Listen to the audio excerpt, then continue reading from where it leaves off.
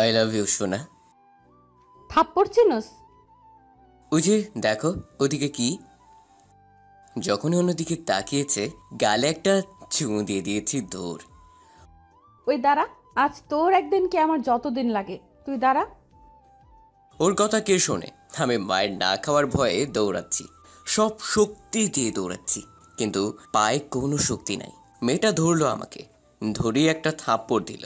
কিন্তু একটা জিনিস বুঝতেছি না, ওই আমাকে থাপ্পড় মারতেছে, আমার কোনো রাগ বা কান্না আসতেছে না, শুধু হাসি পাচ্ছে। মেয়েটা যেই না জুতা দিয়ে আমাকে মারবে তখনও চোখ খুলে দেখি ভাতিজা কাতুকুতু দিচ্ছে। আমার চোখ খোলা দেখেই দিয়েছে এক দৌড়। যাক বাবা, বাঁচা গেল। জুতার মার খাওয়া থেকে বাঁচলাম। দেখছেন আমার কি ফাঁটা কপাল। স্বপ্নের মধ্যেও থাপ্পড় খাই আমি। অনেক অনেক অনেক দুঃখিত, কারণ এখন আমার পরিচয় দেওয়াই হয়নি। আমি হলাম মোহাম্মদ সুজন হোসেন, বাবা মায়ের 2 নম্বর পুত্র। আসলে আমরা 3 বোন 2 ভাই। ইন্টার পরীক্ষা দেওয়ার পর আর পড়ার ইচ্ছা হয় নাই, তাই আর পড়িও নাই। আর কিছু বলা যাবে না, ক্ষুধা লাগছে। ফ্রেশ হয়ে খেতে গেলাম, তো প্রতিদিনের মতো আজকেও শুরু হলো। তা তুই তো পড়ালেখা করলি না, কোনো একটা কাজও করিস না, তো করবিটা কি তুই?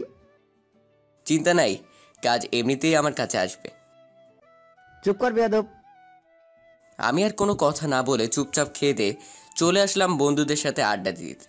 সারাদিন আড্ডা দিয়ে বাড়িতে এসে খাওয়া দাওয়া করেই শুয়ে পড়লাম। পরদিন সকালে উঠে ফ্রেশ হয়ে খাওয়া দাওয়া শেষ করে যখনই বাড়ির বাইরে যাব, তখনই কোথা থেকে যেন আমার আব্বুর এক বন্ধু আসলো। কেমন আছো? জি ভালো আছি, আপনি কেমন আছেন? এই তো বাবা, ভালোই আছি। তোমার জন্য একটা সুসংবাদ আছে। কি এমন সুসংবাদ আঙ্কেল? তোমার জন্য একটা কাজের ব্যবস্থা করেছি। সত্যি? মেজাজটাই খারাপ করে দিল, তবে কথা বললাম খুশি হওয়ার ভান করে। আচ্ছা, কালকে তোমাকে নিতে আসবো। এখন কোথায় যাবে যাও। জি আঙ্কেল। পরে তিনি আব্বু আম্মুর সাথে কথা বলে চলে গেলেন। আমি সন্ধ্যায় বাসায় যাওয়ার পরে, কালকে তোকে ঢাকায় যেতে হবে। ঢাকায় আবার যাব কেন? ওখানেই তোর কাজ করতে হবে। তা ঠিক আছে, কিন্তু কাজটা কি? সব সময় একটা মেয়ের সাথে সাথেই থাকতে হবে। কেন, দেহরক্ষী নাই তার? আছে, কিন্তু দেহরক্ষীটার স্বভাব ভালো না। তো অন্য একটা রাখবে। অনেক শক্তিশালী, তাই ওই দেহরক্ষীই থাকবে। তুই শুধু ওই মেয়ের সাথে সাথেই থাকবি, যা বলবে তাই শুনবি। আচ্ছা, তাই করবনি। আব্বুর মুখের উপর কথা বলার সাহস নেই। পরদিন সকালে খাওয়া দাওয়া করে সবার থেকে বিদায় নিয়ে আমি আর আমার আব্বুর ওই বন্ধু বেরিয়ে পড়লাম। আমাকে যেই মেয়ের পিছু পিছু ঘুরতে হবে সে নাকি এবার ইন্টারে পরীক্ষা দিল, মানে আমার থেকে 1-2 বছরের ছোট। রাতে আমরা পৌঁছে গেলাম সেই বাড়িতে। বাড়ি তো নয়, যেন একটা রাজমহল। তোমরা চলে এসেছো? হ্যাঁ ভাই, চলে আসলাম। আর এই হলো সুজন হোসেন, যার কথা বলেছিলাম। আর সুজন, এ হলো তোর স্যার। আসসালামু আলাইকুম স্যার। ওয়ালাইকুম আসসালাম। কেমন আছো বাবা? জি ভালো, আপনি কেমন আছেন? ভালো আছি। আর আমাকে স্যার নয়, আঙ্কেল বলে ডাকবা। কিন্তু আপনি তো আমাকে বেতন দেবেন, তাই আঙ্কেল বলাটা ঠিক হবে না। ওইসব বাদ দাও, তুমি আমাকে আঙ্কেল অথবা চাচা বলে ডাকবা। জি, তাহলে আমি চাচা বলেই ডাকবো। আর উনি হলেন আমার স্ত্রী, একে তাহলে চাচি বলেই ডাকবা। জি আচ্ছা। তারপর সবার সাথে পরিচিত হয়ে খাওয়া দাওয়া করে আমার জন্য যেই রুম বরাদ্দ ছিল ওই রুমে চলে আসলাম। রুমটা অনেক সুন্দর করে সাজানো, মনে হচ্ছে আমি কোনো অতিথি, তাই এভাবে সাজানো আছে। যাই হোক, অত ভেবে আমার কাজ নেই। এখন একটা ঘুম দিব, কখন উঠবো তা পরে দেখা যাবে। দিলাম একটা ঘুম। সকালে ফজরের নামাজ পড়ে একটু বাইরে বের হলাম, সকালে ঠান্ডা হাওয়া খাওয়ার জন্য, থুকু অনুভব করার জন্য। অনেকক্ষণ হাঁটাহাঁটি করার পর বাড়ির দিকে রওনা দিলাম। বাড়ির রাস্তা প্রায় ভুলেই গেছি, নতুন তো এখানে, তাই অনেক কষ্ট করে বাড়িতে আসলাম। দরজা খুলে ভেতরে যেতেই দেখি সিঁড়ি দিয়ে একটা পরী নেমে আসছে। হঠাৎ তার কথায় হুঁশ ফিরল। ওইভাবে তাকায় আছিস কেন? পরী দেখি, না মানে কিছু না, ভুলে কথাটা বলে ফেলেছি। সঙ্গে সঙ্গে দিল একটা থাপ্পড়, তারপর বলতে লাগলো, ওই হাবলা, অমন করে তাকায় আছিস কেন? অপলক দৃষ্টিতে তাকিয়েই আছি। আর তাছাড়াও মেয়েদের কাজই তো ভালো ছেলেদেরতে বকা দেয়া। ওই কথা বল, নয়তো আবার একটা থাপ্পড় খাবি। ওই থামেন, আমি কি এমন করলাম যে আমাকে থাপ্পড় মারলেন? আমার দিকে ওইভাবে তাকিয়ে আছিস কেন তো? সুন্দর কিছু সবাইকে আকৃষ্ট করে, যা আমাকেও করেছে। একটা পরী দেখছিলাম। হয়েছে হয়েছে, আর বলা লাগবে না। মনে হয় লজ্জা পাইছে, গাল দুইটা লাল হয়েছে। আসলেই পেতনিদের কিছু বলতে নাই। ওই কি বললি? আমি পেতনি? তোর বউ পেতনি হবে, যা। ওই তোরা থাম, কি শুরু করলি? দেখো না মা, ছেলেটা আমাকে পেতনি বলছে। ও তো এমনি মজা করে বলছে। যা তুই ঘরে যা মা। আচ্ছা মা, আমি ঘরে গেলাম। বলেই পেতনিটা থুকু পরীটা চলে গেল। আচ্ছা চাচি, আমি কি এই মেয়ে কাজ করতে এসেছি? হ্যাঁ। তা চাচি, ম্যাডামের নাম যেন কি? ওর নাম রাবেয়া। ও, আমার প্রিয় নামগুলোর মধ্যে একটাও না। হ্যাঁ, এখন যাও, ফ্রেশ হয়ে খেতে এসো, তারপর তো আবার যেতে হবে ওর সাথে। তাই তো আমার কাজ, আর না তো করতে পারবো না। হ্যাঁ যাও। আমি আমার রুমে এসে ফ্রেশ হয়ে খেতে এলাম। খাবার টেবিলে যেয়ে আবার একটা ক্রাশ খেলাম। রাবেয়া কি সুন্দর করে গিলছে, থুকু খাচ্ছে।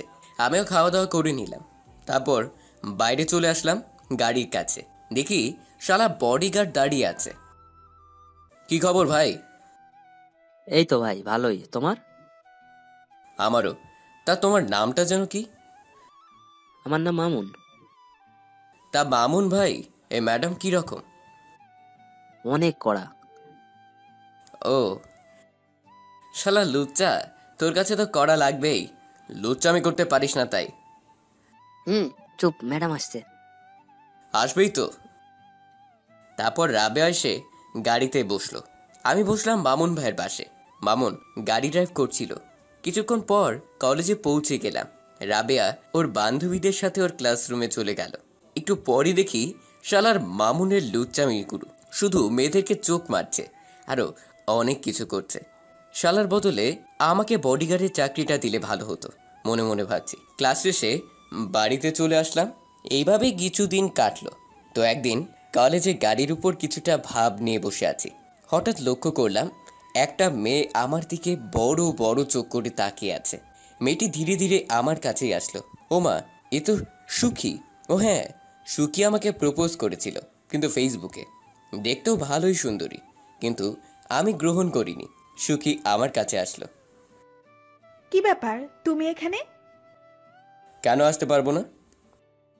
যাই হোক, কেমন আছো? এই তো আছি।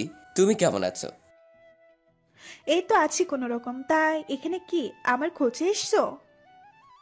আরে না, আমি তো ম্যাডামের সাথে এসেছি। কে তোমার ম্যাডাম গো? রাবেয়া।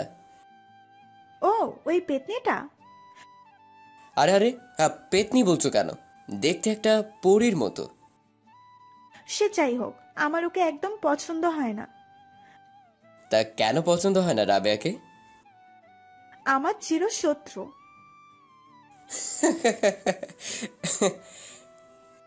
হাসো কেন? মেয়েরাও আবার শত্রুতা করে? হুম বাসা যাবে না? হুম এখন চাই, পরে কথা হবে। ওকে, যাও। হুম সুখী চলে গেল। তারপর আমি পেছনে তাকিয়ে দেখি রাবেয়া আমার দিকে রাগী দৃষ্টিতে তাকিয়ে আছে। আবার মনের মধ্যে ভয় ধরে গেল, যদি কিছু করে আমাকে। শালার মামুনও নাই, লুচ্চামি করাতে ব্যস্ত শালা। আমার দিকে ওইভাবে তাকিয়ে আছেন কেন? ওই তোর ওই পেতনির সাথে কিসের এত কথা রে? না, এমনি। আমাকে চেনে তো, তাই কথা বলল। তোকে কিভাবে চিনলো? ফেসবুকে পরিচয়, আমাকে প্রপোজও করেছে। কি? কিন্তু আমি গ্রহণ করিনি। ভালো, আর ওর সাথে কথা বলবি না। কেন ম্যাডাম? কারণ ও আমার শত্রু। আচ্ছা, বলবো না। তো অন্য কোনো মেয়ে যদি আমার সাথে কথা বলতে আসে তো? তো কি আবার, ভালো লাগলে বলবি, কিন্তু এই পেতনির সাথে না, মনে থাকে জানো। আচ্ছা, খুব মনে থাকবে। এখন মামুন ভাইয়াকে ডাক, বাসায় যাব। আমি মামুনকে ডেকে এনে গাড়ি করে বাসায় চলে আসলাম। এইভাবেই 2 মাস কাটলো। আমি নিজের টাকায় মোবাইল কিনেছি, তা আবার সিম্ফনি, মানে J4। কি যে অনুভূতি নিজের টাকায় এত দামি ফোন কেনার, তা আপনারা বুঝবেন না। রাবেয়ার বাবা মা সবসময় আমাকে নিজের ছেলের মতোই দেখে, কিন্তু শালা লুচ্চা মামুনটার সাথে ঠিকমতো কথাও বলে না। তো একদিন সকালে ঘুম থেকে উঠে নামাজ আদায় করলাম, তারপর বাইরে হাঁটতে গেলাম। কিছু সময় পর আবার বাসায় চলে আসলাম। আর বাসায় আসার পর যা শুনলাম, তাতে খুশি হব না কাঁদবো কি করব কিছুই ভেবে পাচ্ছি না। রাবেয়া আব্বা মানে চাচা আমাকে বলল, বাবা, তোমাকে একটা কথা বলতাম। জি চাচা বলেন, কি বলতে চান আপনি? তুমি তো জানোই যে মামুন কেমন লোক। জি চাচা, একদমই খারাপ স্বভাবের। তাই আমি একটা কাজ করেছি। কি কাজ? ওকে চাকরি থেকে বরখাস্ত করেছি। একদমই ঠিক করেছেন, কিন্তু রাবেয়ার বডিগার্ড কে থাকবে, তাই তো? জি চাচা। তোমার চাচি আর আমি মিলে একটা সিদ্ধান্ত নিয়েছি, আশা করি তোমার পছন্দ হবে। কি সিদ্ধান্ত বলেন? তুমি রাবেয়ার বডিগার্ডের চাকরিটা নাও। আমি করব বডিগার্ডের চাকরি। হ্যাঁ, এমনিতে অনেক ভালো, তাই তোমার উপর আমার বিশ্বাস আছে। আর টাকার ব্যাপারে চিন্তা করো না, তোমার বেতন দ্বিগুণ করা হবে। জি আচ্ছা, আপনাদের কথা তো আর ফেলতে পারি না। বেতন বেশি করার জন্য চাকরিটা নিলাম, নইলে কখনোই নিতাম না। এই তো ভালো ছেলে, যাও এখন ফ্রেশ হয়ে এসো, রাবেয়ার কলেজের আবার সময় হয়ে আসছে। জি চাচা। আমি চলে আসলাম আমার রুমে। এখন বলি, রাবেয়ার বডিগার্ডের চাকরিটা নেওয়া মানে একদমই ওর চাকরের মতো থাকা। ওই গাড়িতে উঠার এবং নামার সময় আমাকে গাড়ির দরজা খুলতে লাগাতে হবে। এই কাজটা শালা লুচ্চা মামুন করতো। আমার এটা একদমই সহ্য হয় না। যাই হোক, টাকা তো বেশি পাওয়া যাবে। ফ্রেশ হয়ে খাওয়া শেষ করে বাইরে গাড়ির কাছে দাঁড়িয়ে আছি। একটু পর রাবে আসলো। ওই হাবলা, দরজা খোল। নিজের তো হাত আছে, তা দিয়ে খুললে কি হয়? আচ্ছা তাহলে আব্বুকে বলছি, দাঁড়ায় থাক এখানে। আমি তো মজা করলাম। এই তো খুলছি, বসেন। Good boy. চলেন। গুড বয়। ফোননি তোরে যে কি কই। তারপর আর কি, আমি গাড়ি ড্রাইভ করে কলেজে আসলাম। বডিগার্ড তাই ক্লাসরুম পর্যন্ত রেখে আসতে হলো। আপনারা কি ভাবছেন আমি বডিগার্ডের বিজয়ের মতো সব কিছু মিলিয়ে কাপড় পরেছি? আরে ভাই, আমি যেই রকম করে কাপড় পরি ওইভাবেই আছি। একটা শার্ট প্যান্ট জুতা আর কি পরছি কমুনায়, সাথে একটা চশমাও আছে। তাই বলে কানা না। তারপর কলেজ ছুটি হলো। আবার ওই একই নিয়মে রাবেয়াকে বাড়িতে নিয়ে আসলাম। আর হ্যাঁ, কলেজে থাকলে একটা জিনিস লক্ষ্য করেছি, রাবেয়ার একটা বান্ধবী আমার দিকে বড় বড় চোখ করে তাকিয়ে থাকে। এইভাবেই দিনকাল চলছিল। তবে ওর বডিগার্ডের চাকরিটা নেওয়ার পর থেকে আমাকে সবসময় দৌড়ের উপর রাখে। একটুকুতেই বলবে এটা এনে দে, ওটা এনে দে ইত্যাদি। অসহ্য লাগে, কিন্তু কি করব, টাকা তো পাই এসবের জন্য।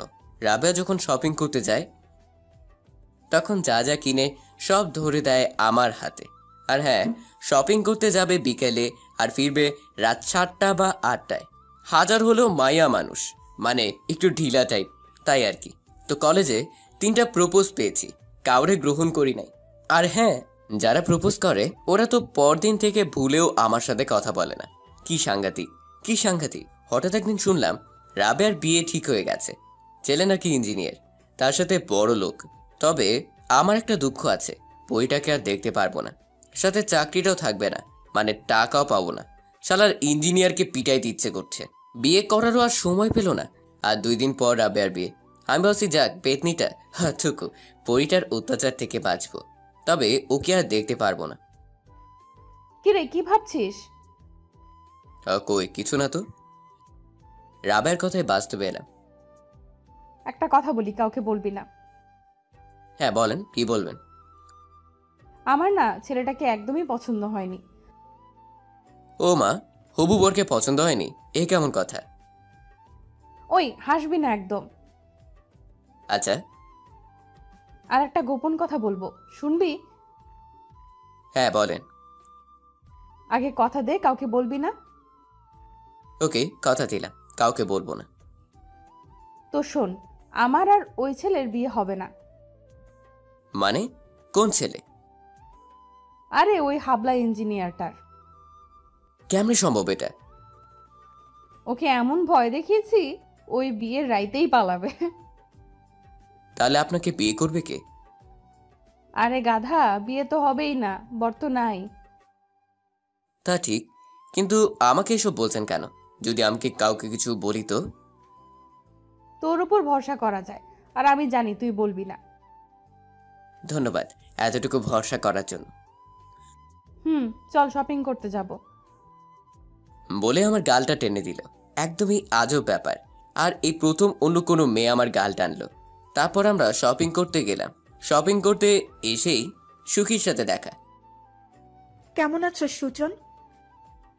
এই তো ভালোই, তুমি কেমন আছো? আমিও ভালোই আছি। ওই তোমার শার্টের কলার এরকম হয়ে আছে কেন? ধন্যবাদ। তারপর অনেক কথাই হলো। সুখী চলে গেল। আমার দিকে কেউ রাগী ভাবে তাকিয়ে আছে। এমন মনে হলো যেই না মাথাটা ঘুরালাম দেখি রাবেয়ার চোখ কান লাল হয়ে গেছে। চল বাসায় চল। এখনো তো কিছুই কিনলেন না। আমি বলেছি বাসায় চল। আমি আর কিছুই বলিনি। রাবেয়াকে গাড়ি করে বাসায় নিয়ে আসলাম। রাবেয়াকে বাসায় এনে যখন গাড়ির দরজা খুলতে গেলাম দেখি ও আগেই দরজা খুলছে। আমি রাবেয়ার কাছে যেতেই ঠাস ঠাস করে 2টা থাপ্পড় দিল আমার নরম 2 গালে। আমি তো পুরাই অবাক। আমাকে বিনা দোষে আমাকে থাপ্পড় মারার কি আছে? আমাকে এভাবে থাপ্পড় মারলেন কেন? তোকে বারণ করার পরেও তুই ওই ডাইনির সাথে কথা বলতে গেছিস কেন? কোন ডাইনি? সুখীর সাথে। ওই তো কথা বলতে আসলো। কথায় যখন বলছিলি তো তোর গায়ে হাত দিল কেন? আমার শার্টের কলারটা ঠিক করে দিল। কেন তুই নিজে ঠিক করতে পারতি না? আরে আমি কি বুঝতে পারছি নাকি যে ও এরকম করবে? হয়েছে হয়েছে, থাক, আর মিথ্যা বলা লাগবে না। আমি আবার কি মিথ্যে বললাম? কোনো উত্তর না দিয়ে চলে গেল। বাবা, হাতের কি জোর! গাল 2টা ব্যথা করে দিছে।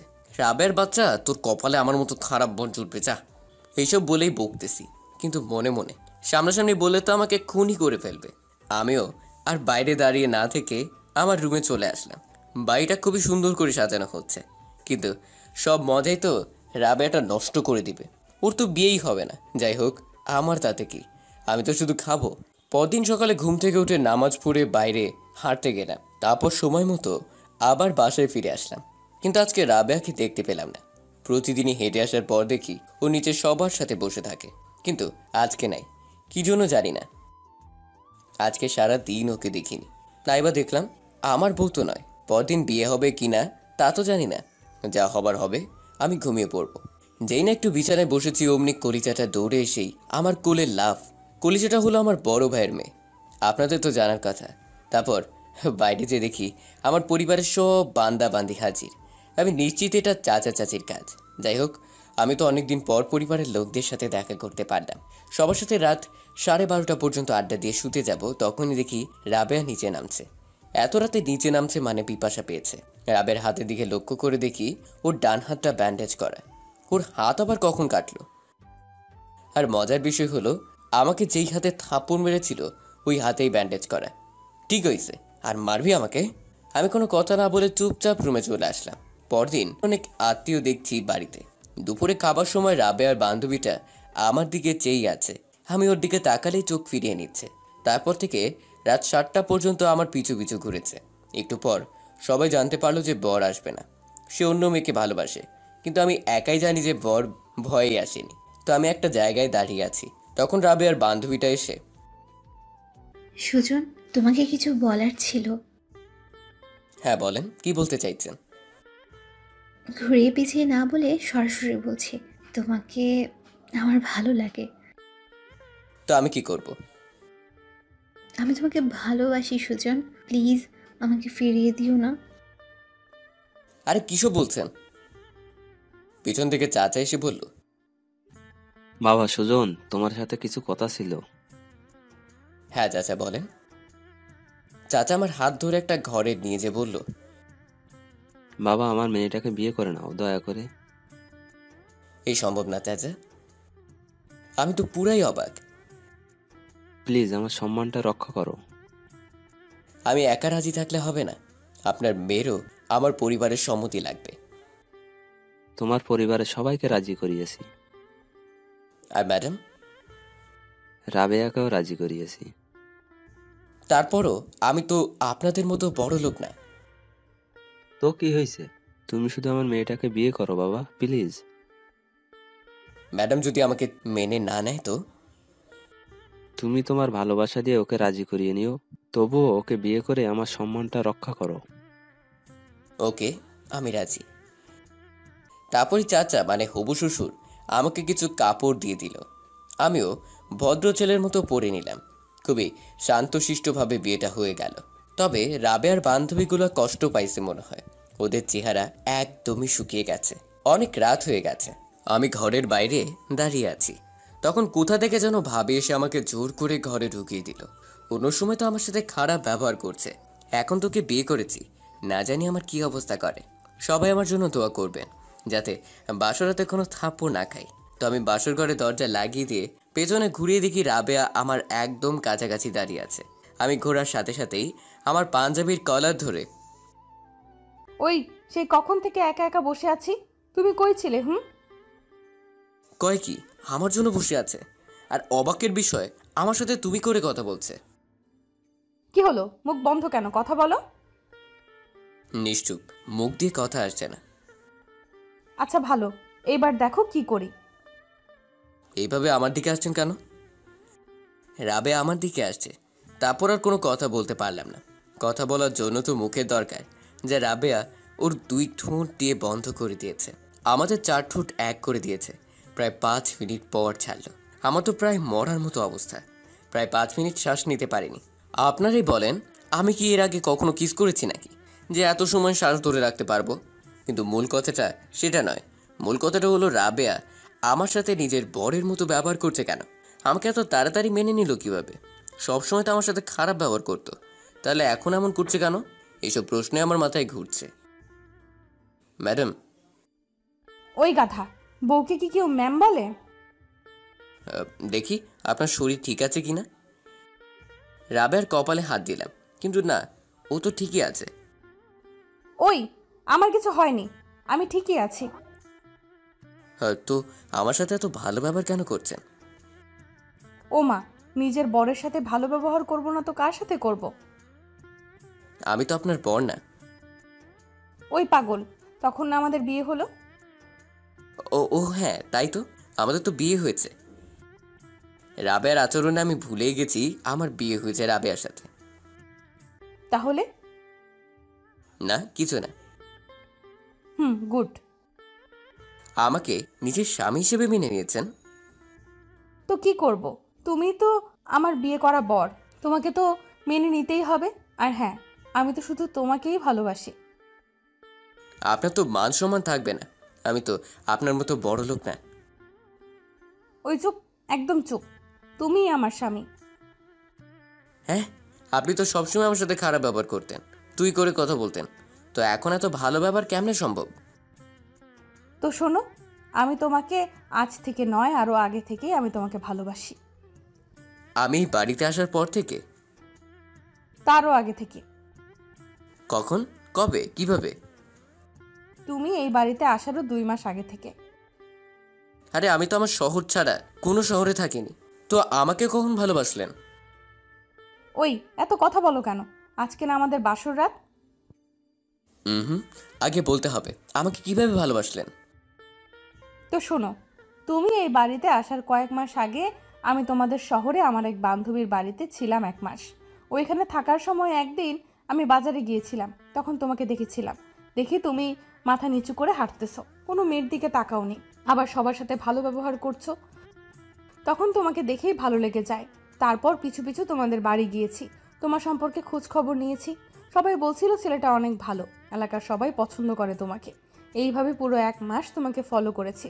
আমিও নিশ্চিত হয়েছি যে তুমি ভালো ছেলে। ওই 1 মাসের মধ্যে কখন যে তোমাকে ভালোবেসে ফেলেছি জানি না। তারপর খোঁজ নিয়ে জানতে পারলাম আমি তোমার বাবার বন্ধুকে আমার বাবা চেনে, তাই তোমার বাবার বন্ধুকে হাত করেই তোমাকে আমার কাছে এনেছি। আর যার সাথে আমার বিয়ে ঠিক হয়েছিল তাকে অনেক ভয় দেখিয়েছি। কি বলবো কিছুই বুঝতে পারছি না। তারপর রাবেয়া আবার বলল, কি হলো, কথা বলছো না কেন? আমাকে যখন এতই ভালোবাসেন তো আমার সাথে এত খারাপ ব্যবহার কেন করছিলেন?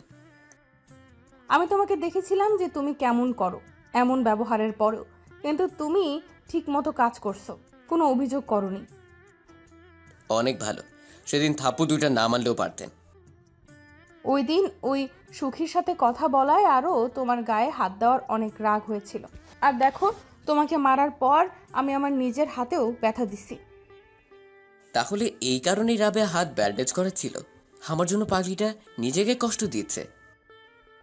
আর কখনো এমন করবে না। তুমি তো এখন আমার, তাই আর এমন করার প্রশ্নই আসে না। আর অন্য কারো যদি হয়ে যায়? তাহলে রাবেয়া নামের একটা মেয়ে দুনিয়া থেকে উঠে যাবে। আর কখনো এমন কথা বলবে না। তোমার কিছু হলে আমার বাবুর আম্মু কই পাবো? আর আমি বাঁচবো কি করে? এখনই বাবুর আম্মু? ও মা, তুমি তো আমার বাবুর আম্মু হবে। আর তুমি আমার বাবুর আব্বু। আজকে যেন কিসের রাত আমাদের? যা দুষ্টু। আমি দুষ্টু তাই না? তখন তো তুমিই বললে এই কথাটা। তারপর সোজা আমাকে নিয়ে গেল। কোথায় নিয়ে যাবে বুঝতেই তো পারছেন। তাই বলে ছাদে না, ওর তো আগে স্বামীকে দরকার, তাই ছাদে অন্য সময় যেতে পারবে। তাই আপাতত আমাকে বিছানায় নিয়ে গেল। তারপর কিছু একটা হবে, এখন কি হবে তা তো বলতে পারবো না, কিন্তু জানতে চাইলে বিয়ে করে ফেলুন, আপনারাও জানতে পারবেন কি হবে।